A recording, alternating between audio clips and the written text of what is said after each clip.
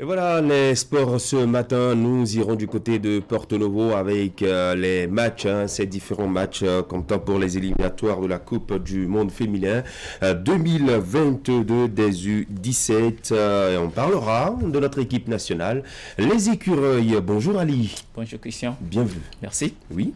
Alors, on commence bien sûr, comme vous le disiez, par le foot féminin.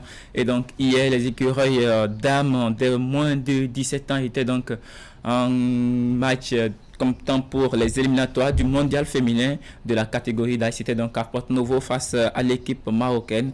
Les Écureuils dames ont réussi, sinon sont tenus en échec à l'arrivée.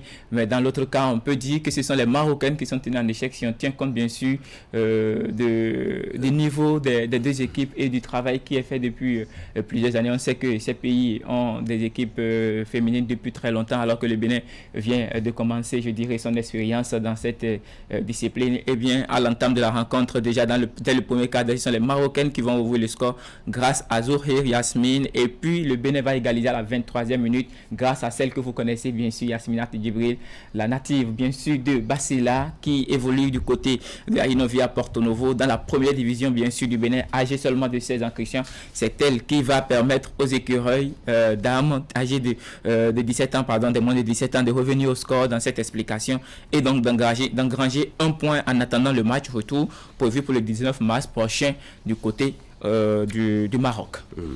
Alors, on revient, on parle toujours football et là, on parlait bien sûr de la Super League Pro qui démarre le week-end dernier et bien tout a bien commencé avec déjà 20 réalisations. Christian, c'est le nombre de buts inscrits au cours de cette première journée de la Super Ligue professionnelle du Bénin. Et bien sûr, samedi, il y avait eu 5 explications au rendez-vous. L'Auto FC était donc à domicile du côté de Lokossa face à Ayema. L'Auto s'est imposé à l'arrivée sur le score de 2-1, alors que ce sont les visiteurs qui ont ouvert le score déjà très tôt dans cette rencontre. Dadja FC est tenu en échec 1 but partout face à Jefa FC. Les Panthères de Djougou se sont inclinés à domicile face à Coton 2-0 à l'arrivée. Pendant ce temps, les Buffles étaient donc en train de se balader du côté du stade municipal de Parakou.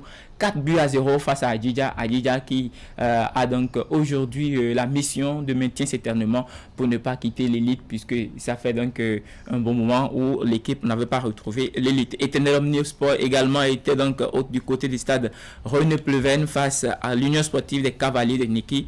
Rencontre soldée par la victoire des locaux 1-0 à l'arrivée. Dimanche, il y avait eu 3 explications et donc Dynamo d'Abomey s'imposait donc à domicile face à l'association sportive de la vallée de Lomé, 2-1.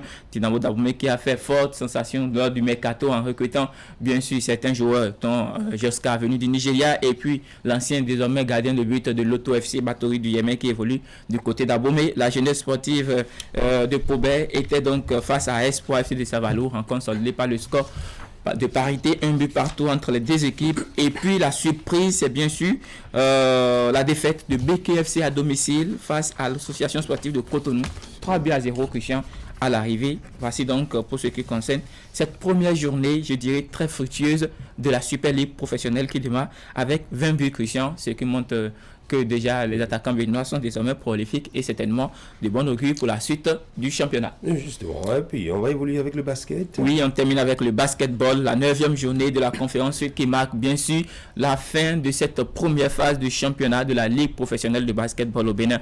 Et donc au niveau des dames, il y avait donc les 3 rencontres prévues pour cette 9e journée. Élan Coton était face à Énergie Basketball Club. Élan qui s'est incliné à l'arrivée sur le score de 86-41. AOL également s'est incliné face à Renaissance Basketball Club, rencontre soldée sur le score de 34 contre 37, je dirais très maigre en réalisation, mais rencontre un peu serrée entre les deux équipes. Du côté de Team BS, bien sûr, toutes les rencontres ont été disputées au niveau du centre communautaire EIA, et donc Team BS s'est incliné largement face aux dames d'Aspac à l'arrivée 116-19.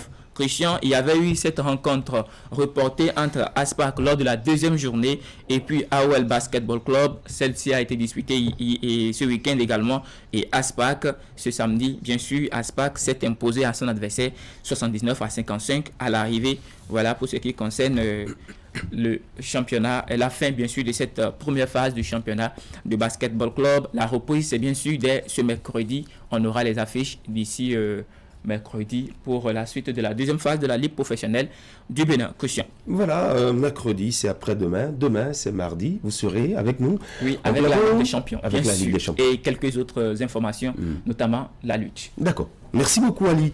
Très bonne journée du lundi. Excellente semaine.